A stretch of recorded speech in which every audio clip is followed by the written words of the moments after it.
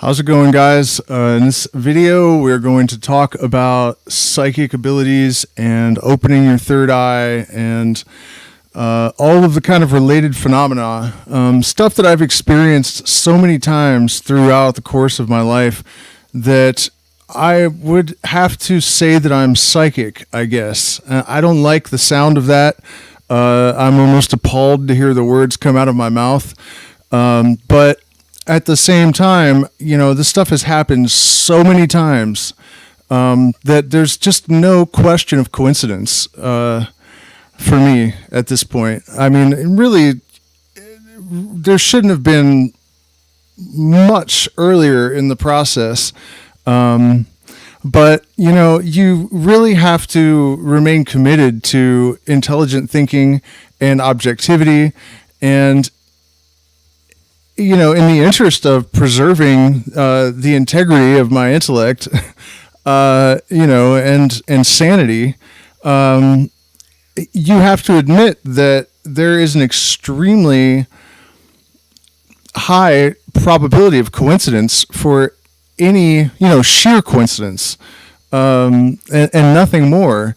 Just because we are confronted with such an incredible spectrum of information and potentials, you know, potential vectors of possibility and actuality concurring, right? So it's really difficult to really ascertain, you know, for certain anything at all in this world.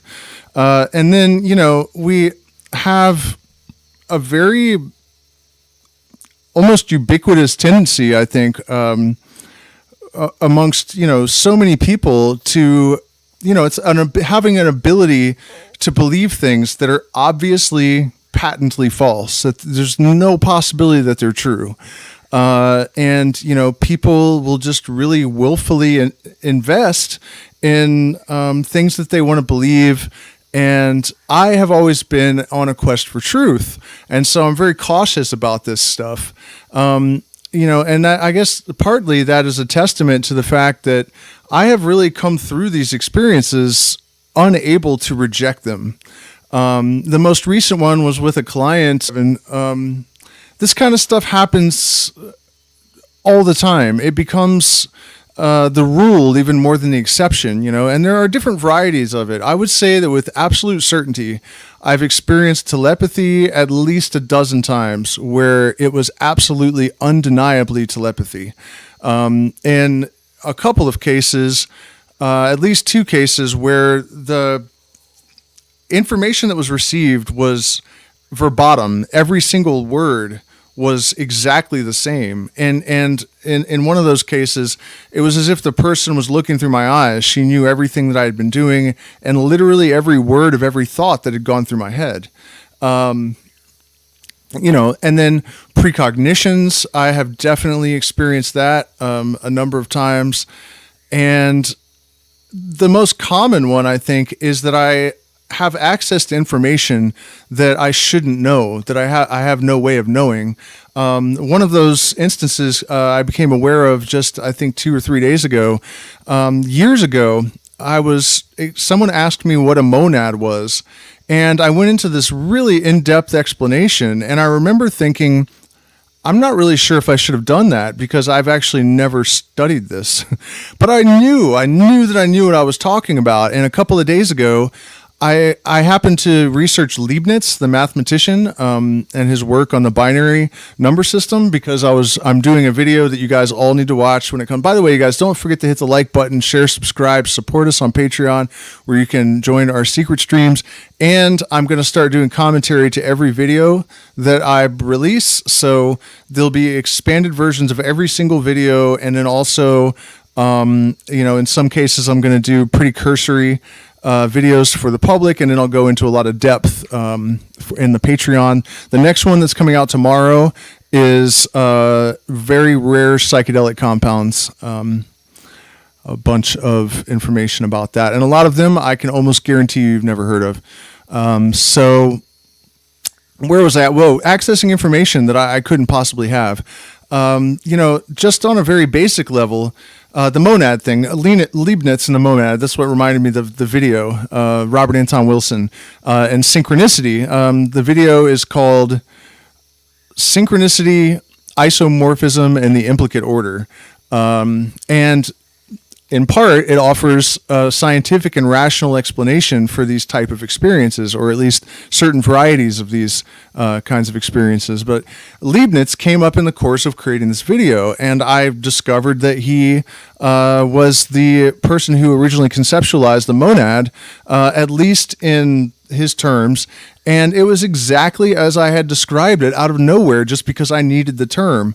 A little while back, also maybe a year or two ago, I was looking for a word to describe bringing spiritual insight down and grounding it out in the physical world in something usable, and the word that I chose was investiture, and I had never heard that word before, to my knowledge. I definitely had not studied finance at that point in my life. It's probably 3 or 4 years ago, actually, because I did end up studying finance in the last couple of years. But yeah, so it was, 3 or 4 years ago. And it turned out that, when I looked it up to make sure that I was using it correctly, it's a financial term, but it had been co-opted by the spiritual community and used exactly in the way that I was using it. And that kind of experience happens a lot, where it's like I need information or I need a word or something, and I just have it.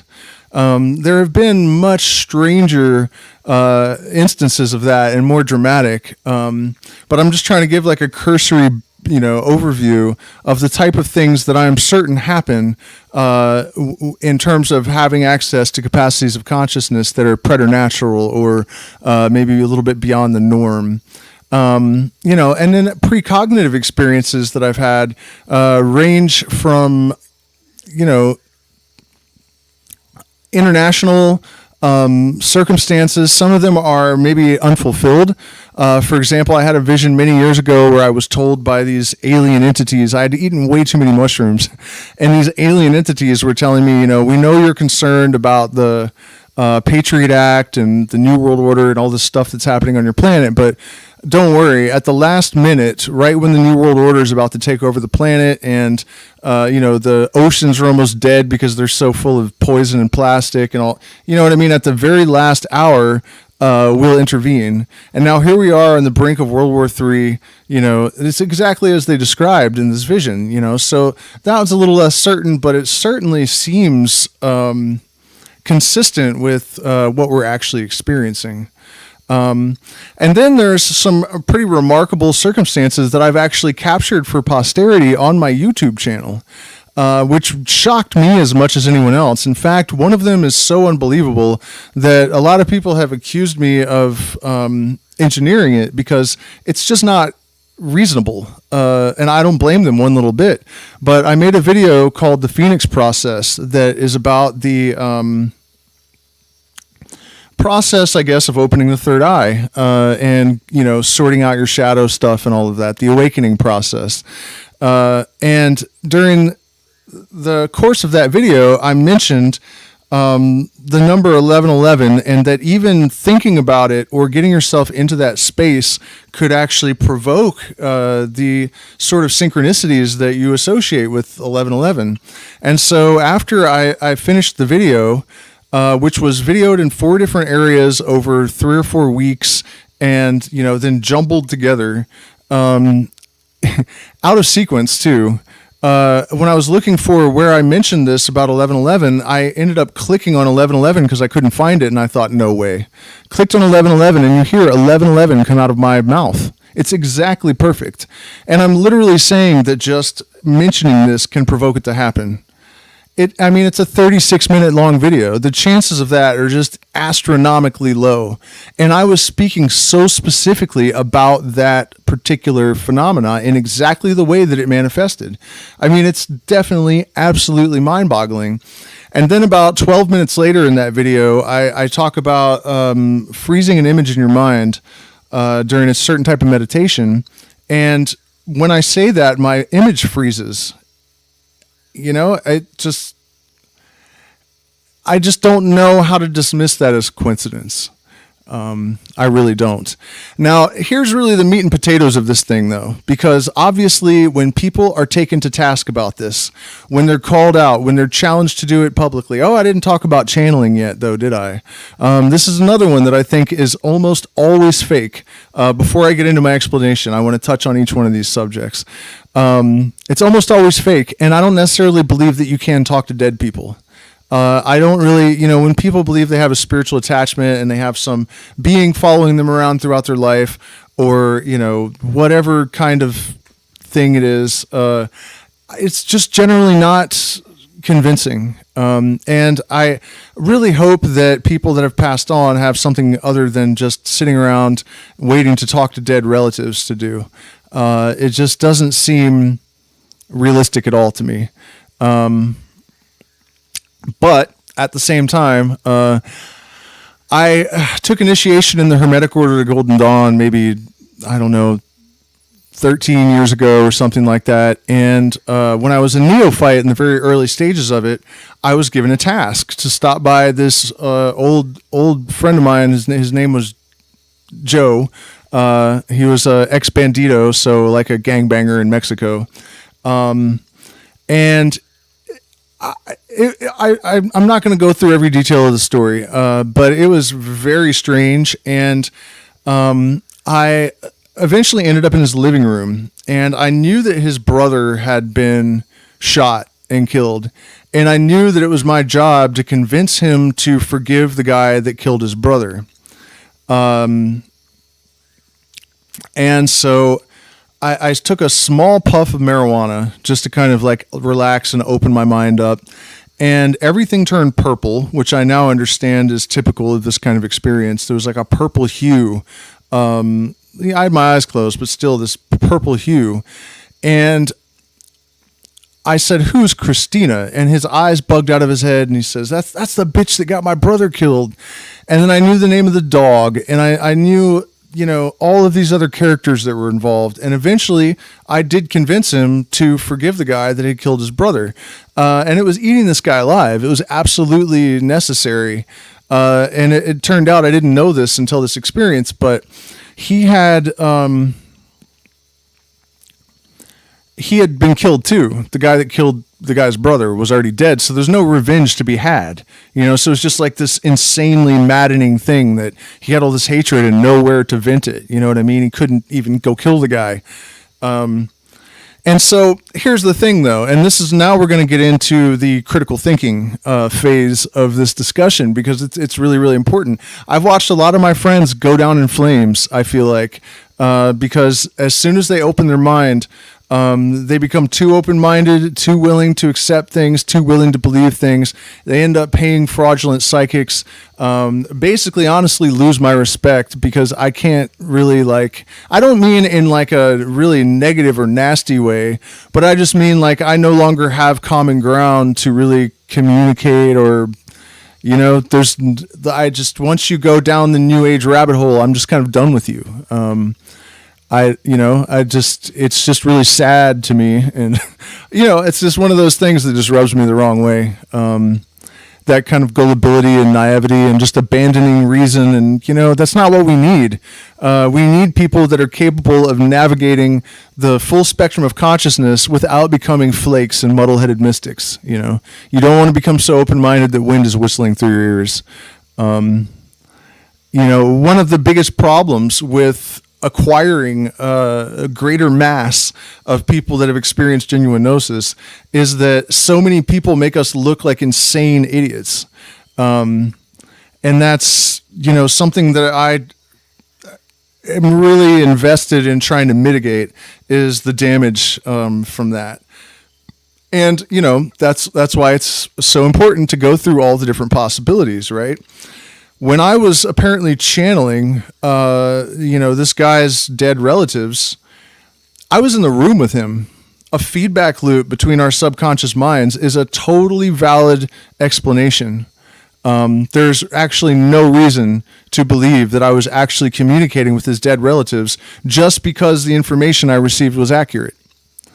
short range telepathy, I think I don't know how anyone could even say that it doesn't happen. I mean, it doesn't make any sense to me. If your brain can decipher its own waves, it absolutely can decipher other people's waves, I would think, So we have magnetite in our brain, right? And that's what picks up these signals. That's what it's there for. If other people are having thoughts and we have magnetite in our brains, I guarantee you that magnetite is picking up the electromagnetic waves that are emanating and have the information from the other person's brain. It's a no-brainer, right? I mean, there's just no doubt about it. And the reason that we're not normally hearing this stuff is because it's an evolutionary adaptation to filter it out. If we were constantly bombarded by the full spectrum of light and all of the sensory input in the universe and other people's thoughts and the thoughts of animals and all, you know what I mean? All of the possible sensory input that we could receive has to be narrowed down to a very narrow bandwidth of relevancy, only that which is absolutely relevant. Because we would become overwhelmed, we wouldn't be able to function. And this is, again, one of the great utilities of psychedelics. You can do this with meditation to an extent, I think. But that's another argument that I don't really find has a lot of merit, that meditation is somehow better than psychedelics. It's just another tool. It does different things, you know what I mean? But I don't think it gives you access to, and generally it doesn't give you access to these capacities of consciousness and the network of the universal mind, the light lattice of consciousness, quite the way that adept use of psychedelics does. But yeah, okay, so we have the feedback loop possibility. So, not necessary to invoke that I'm channeling dead people. Although I did that to my mother once when I was not in the same room with her. So now we have another level of weirdness. I was on the phone with her, and this was again during the Phoenix process, part of my life. And I was named after a guy, my middle names, that was her best friend when she was a teenager, and he died somehow. And she had lied to me, which was something my mom did often, and told me that he had crashed his motorcycle. And so my name was Harley, and my middle name was Michael James, because he had died on a Harley and his name was James Michael, right? Not true. Turned out that he had huffed himself to death on paint and alcohol. And later, how they say you always marry your mother? I married a girl whose fiance died because he huffed paint while drunk. The same way that my mom's true love died. Another level of just absolute insanity, And I think that kind of thing, by the way, really challenges the idea that you're picking up on subconscious cues, and that's why people gravitate towards, their mother or their father. I think it's obviously something much weirder than that, because that is just, too much. But anyway, she lied about that, and I knew it one day, and I called her up, and I was like, what really happened to Michael James? And she's like, what? I was like, he didn't fucking die in a motorcycle crash. What really happened to him? And that's when she told me the truth. And the way that happened, actually, there was a voice in my head that said, call your mother. And I called her. Oh, you know what? It's actually even weirder than that. The voice said, what's that rock star's name? There's a rock star that has the same name. He had that Book of Dreams album, Steve or something. Oh, man. Jerry Garcia hated him. He was from San Francisco. I can't remember the guy's name. Steve, Book of Dreams, fly like an eagle to the sea. That guy. He had the same name as that guy. And she said, ask your mom about that guy's name, whatever his name was. Steve Winwood, we'll call him. It's not right, but ask her about Steve Winwood. So I asked her, thinking, what was she listening to this? And she goes, silence, just dead silence. And she goes, you're scaring me. And I was like, why? And she said, because that's the guy that he killed himself over. He apparently huffed himself to death on purpose, or because he was just so depressed that this girl had cheated on him with this guy. I knew his name. And that voice told me, I knew what it was about. Call your mom, ask her about this name, and ask her what really happened to Michael James. and it was all totally true. So, I don't know what in the hell that could possibly be except for this. Geneticists have proven that we have access to the memories of our ancestors. So it still doesn't prove that there was some spirit in my ear whispering stuff. My subconscious mind tapped into my genes. That's all it would have taken because it was my mom. And so you see what happens here. You will never, ever, ever know for certain about this stuff. You will not. Another possibility that involves quantum mechanics and has, again, nothing to do with actually channeling dead people. Steve Miller. That is Steve Miller. Yep, that was the guy's name. Another possibility that has absolutely nothing to do with channeling dead people is that it's arising at the quantum level somehow. Because quantum mechanic tells us that information is never lost, that all information is preserved at the quantum level. So everything that ever happened is always happening, is how I interpret that bit of information, right? And it's interesting because thermodynamics tells us the opposite, entropy and loss of information. And so we know that we have layers and levels of truth, right? At this level, the level of thermodynamics, which isn't quite as fine of a level as quantum mechanics, we do have information loss. So it's difficult to ascertain if it's relevant that information being retained at the quantum level. Would it be lost at the next level? Could we actually access it that way? I think it's very likely that we can. And the reason that I think it's so likely that we can is that I had a vision many, many years ago that basically described this photon busting through the space-time fabric, I guess, almost like a spermatozoa of light.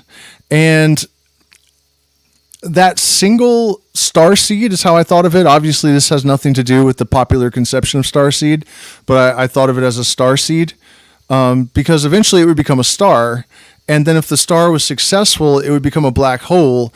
And what actually is on the other side of black holes is another universe. But basically, the process was that nothing became conscious. That consciousness was chicken or the egg. I don't know whether it's consciousness first or light first, but I think it's light first. Although, I don't know. But the idea basically was that nothing became conscious, and that consciousness is light. And what happens in the universe is that the matter basically replicates by means of reflection. And it builds, based on these patterns like the Fibonacci sequence, possibilities. And once all of those possibilities have been fulfilled without, the limitations are imposed by the laws of the universe. Once those have all been fulfilled, the universe collapses back in on itself and the singularity happens again and the universe starts over. And so we basically live the same life over and over again with tiny variations. And that is now called quantum loop theory. But I had this vision well before the theory, 15 years before the theory existed. And there was a lot of detail. There was an awful lot of detail, even down to that starseed. And the introduction of the idea of quantum bounce, the idea that a awareness reflected itself is now a developing theory. And this isn't just my idea. This is mystics from all over history that have said this. The idea that some consciousness suddenly became aware, and that was the origin point of the universe. The real catalyst of the singularity was awareness itself, of course, arising from the light. But the big bounce now, they're saying before the Big Bang, there was a big bounce. And the way the physicists describe it was that it was as if a pre-existing state had reflected itself. and almost like spooked it, and it bounced and blew up or something. But there's this whole idea of mysticism preceding scientific revelation is really gaining a lot of steam lately. I don't know if you guys saw the post that I made in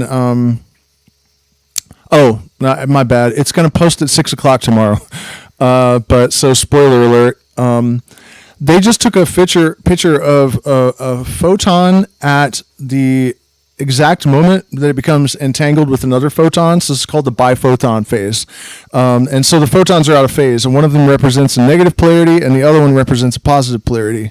And it's exactly a yin-yang symbol, exactly, down to the colors on each side being inside of, the little circle of white inside the black and the little black inside the white, the whole thing. And it's real. It's University of Ottawa. Exactly. And so, and I hope I'm being clear, you guys, that I'm not trying to discount all these other possibilities. I'm not saying that it's impossible that we can contact dead people. I really doubt it. I don't see any reason for that to exist. I think even if we have an afterlife or we're reincarnated, you would move on with your life. I think that in cases where it's accurate like that, like what I did to my mom that time, it's much more likely that it's information that is stored in a field. And I don't doubt for a second that field of information could acquire a personality and memories. It really does seem like information is retained, and it also seems, I've been saying consciousness is a field since I was like 15 years old, it just seemed obvious to me. And, now we have the work of Michael Levin, proving that some sort of electromagnetic impulse, is shaping the evolution of organisms more than DNA is. That's, a really remarkable thing. And so what I'm suggesting basically is that, these experiences are more than likely, basically due to malfunctions in the interface, that the filter that normally would reduce the reducing valve that reduces our perception down to something manageable backfires at time. It short circuits a little bit and things leak in. It is interesting to me, though, that my own experience has suggested a mediator a lot of the time. It's as if information that I receive in that way can be withheld until exactly the right moment. And I get information that I need and not generally information that I want. If it's both, then I usually will have access to it. So that's the general idea about that. And then, precognition. A lot of people have those kind of experiences, and I think that it's very common to make a huge mistake. And this, Aleister Crowley wrote 150 years ago that the most common mistake that a magician makes is to think that his magic can do more for him than it can. That absolutely is the most common mistake, I think. And, people experience these things once or twice, and then they believe that every thought that they want to believe is of that nature. They believe. And that's one of the main reasons why this stuff is so dangerous. Because you can very easily become delusional, and you can very easily go insane by, not developing the proper skill set to manage an expanded consciousness. People don't think a lot about that. People just think, I'm going to expand my consciousness. It's going to be fun, whatever. But the reality is that we have not been raised in a culture that has awareness of these modalities. And so it's kind of like giving someone a Lamborghini that doesn't even know how to drive a car. all of a sudden you have the ability to go 220 miles an hour and wreck into a wall, and you're not prepared to maneuver the vehicle at all, and you think you are. So, it can be very, very dangerous. But what I'm saying about precognition is that I also don't see any reason to invoke woo. Someone asked Maynard James Keenan from Tool how it is that he wrote the song Fear Inoculum many years before COVID, but the album happened to be released right before COVID hit, like 6 months or something. And it's literally about a pandemic causing fear and separation of people, causing people to fear and hate each other.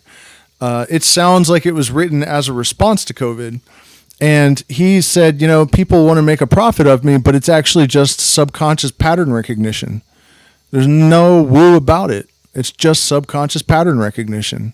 And that's what I've always thought too, that, the mind is constantly mapping experience. There are higher orders of symmetry that exist in the universe. Pythagoras talked about this thousands of years ago. The idea of isomorphic resonance, that there are waves of different orders of both magnitude and amplitude. So there are gigantic waves that are oscillating that compel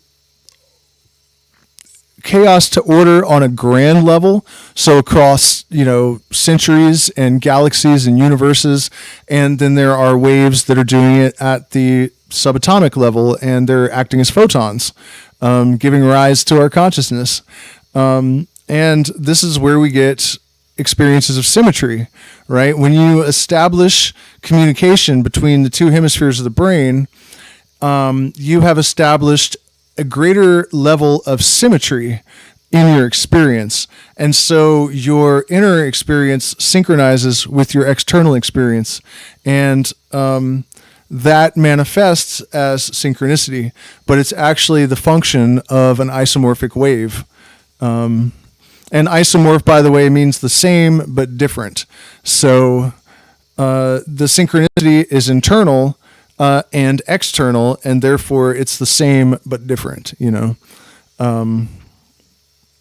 Really, really interesting stuff, in my opinion.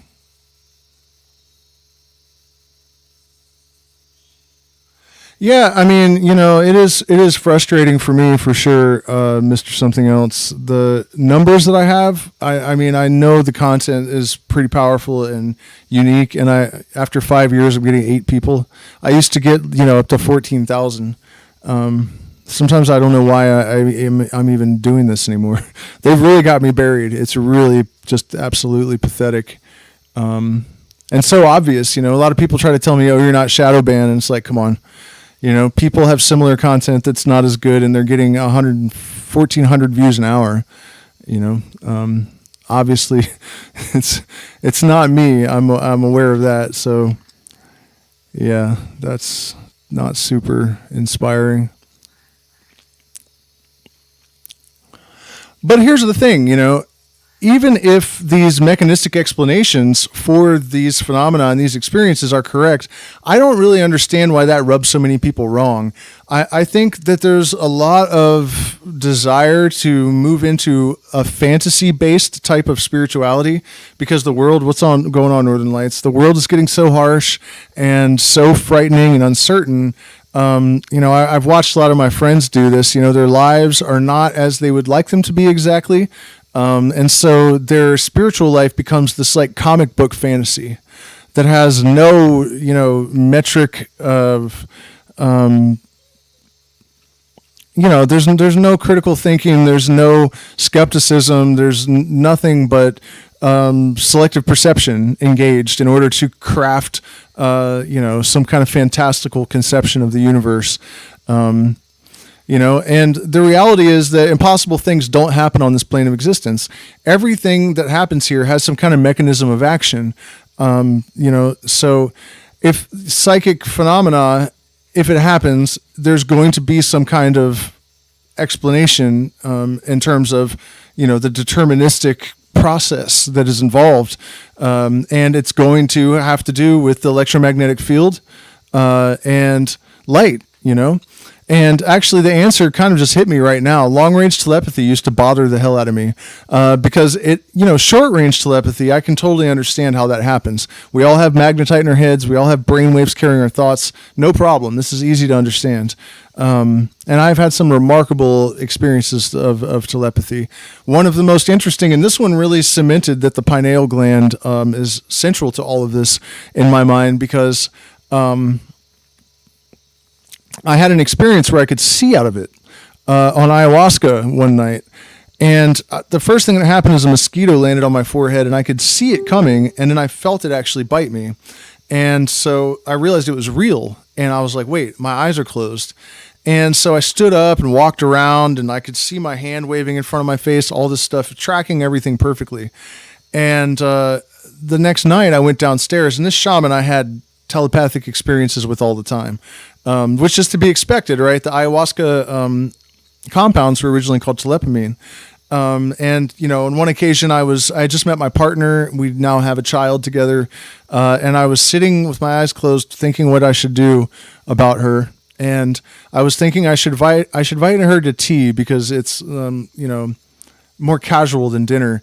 And I opened my eyes and looked beside me and there's the shaman and he goes, "The German girl, invite her to tea, but by the river." And, at that point I was used to it. So it's not like I was really that shocked or anything. But anyways, the night after the experience of seeing through my third eye, I went downstairs and the shaman says to me, sometimes you can see through your forehead when you drink the medicine. Not hello, how'd you sleep? Good morning. Nothing at all. Straight to sometimes you can see through your forehead when you drink the medicine.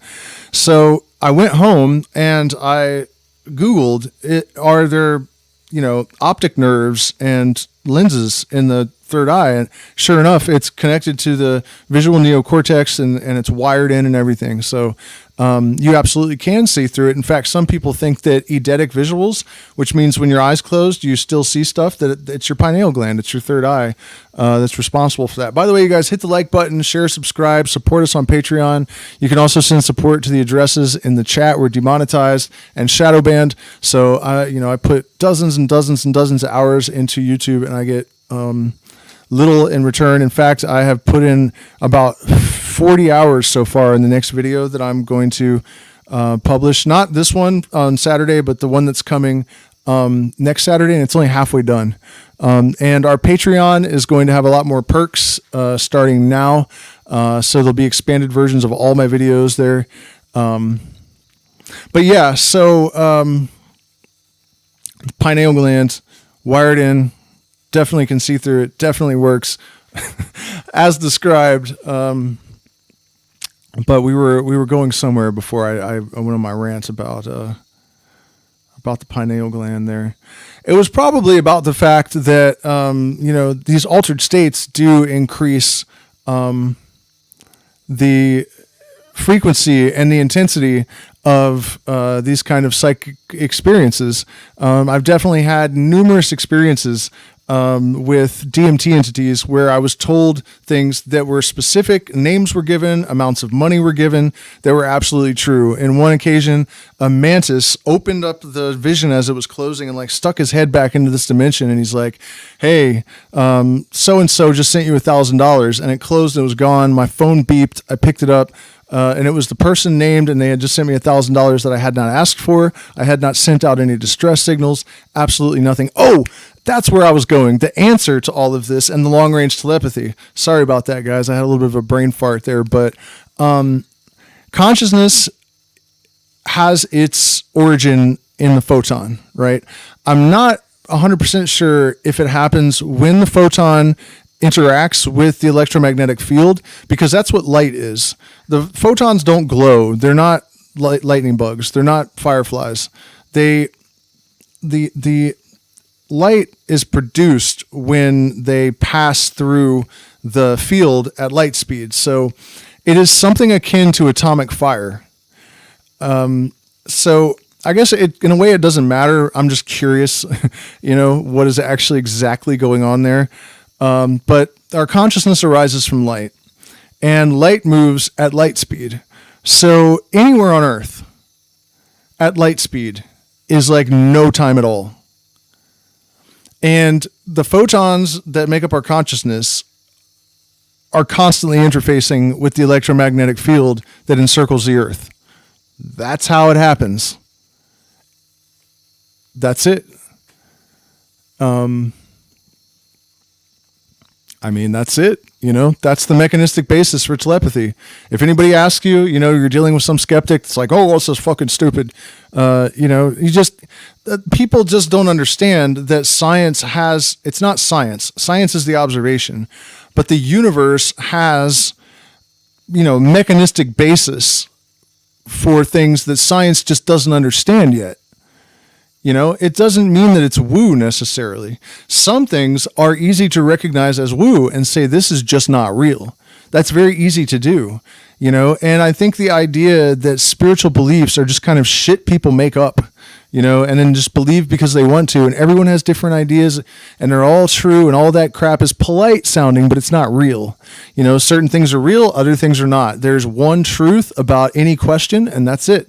Your truth is not true for you. It's just your opinion, and that's different from truth, and I actually think that we should change our attitude about that, and I'm not talking about not having tolerance, but, we have an obligation to have credibility and to be authentic and, to have high standards of conduct and, credulity. It's really, really important. And, I think people are intimidated by the idea of becoming spiritual and also the hierarchy idea, that we put prophets and shamans and psychics and people that we think know more than us about spiritual things up on a pedestal. I think that actually intimidates a lot of people into being ineffective or less effective than they could be, because they feel like it is a lofty position that is reserved for the elect. And in some ways, that is actually true in my experience. Some of us do seem to have started a dialogue with the universal mind as children, and it does take decades of experience to develop the skill set to navigate this stuff without becoming overwhelmed, without losing your path, without losing your focus. It is actually very difficult. And I have to admit, maybe it's ego, but I have friends that will, drink ayahuasca a few times and then they think that, they're on the same level as any of the great occultists or whatever. And it's obviously insane. And it does bug me to, see so many people that think that all they have to do is believe in stuff for no reason, and that elevates them. This stuff really does have the capacity to catalyze ego inflation, because people can make claims to just suddenly have access to paranormal powers and, abilities, and they haven't earned it. And it's not really how it works. So it's an interesting balancing act, because on the one hand, I think we need to stop putting people on pedestals, but on the other hand, we need to have the respect and humility to realize that when it comes to routinely accessing the Akashic record and having precognitions and all that stuff, if you haven't been working on this for most of your life, it's probably not you, and it doesn't mean it can't be. You understand what I'm saying? Yeah, we don't have the proper respect for the office of the mystic or the shaman, and yet we still manage to idolize them. It's very confusing trying to understand humanity for me, because it seems like in general the masses tend to get everything exactly wrong without fail, or with fail. Failing without fail? Can I even say that? It is true that a person must have willpower and discipline. You must have the ability to be objective. You can't be intellectually lazy. Nothing comes easy. And the pursuit of higher knowledge is just as tedious and just as involved and just as difficult as physics.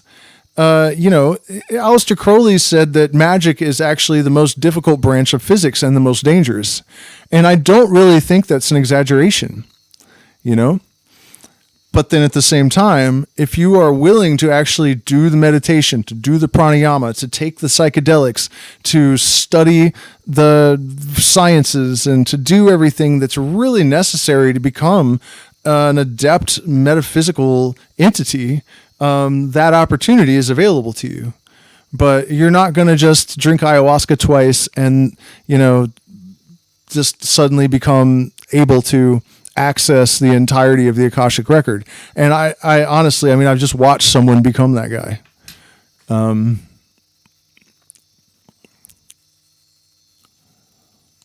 So tread carefully, folks. Lots of deep breaths.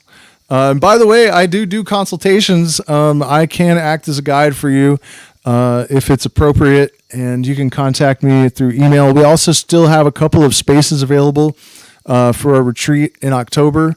You can come for any part of it. You don't have to come for the whole month. But I want to make it clear when I say I do consultations, I do not do readings. And that's another thing that I think is a total scam. Past life regressions are scams. If you cannot get that information on your own, you should not have it. And anyone that charges money for that type of thing is ethically in the wrong. Period. End of story. It's not real. And if anyone is charging you for it, they're not good. There's no ifs, ands, or buts about it. I can't remember why I brought that up, though. It's getting late. It's way past my bedtime. You have to develop the ability to access that information on your own. And if you do embark on that kind of path, you will have to live with the fact that you'll never know if past incarnation memories are really from a past life or not, because there is a field of consciousness that stores memories. You have genetic memories. So if it's a person that you may have been, related to through ancestry, you can have memories. There's also the possibility of an Akashic record. So you can never be certain about anything, and you just have to live with it. If you want to be a good,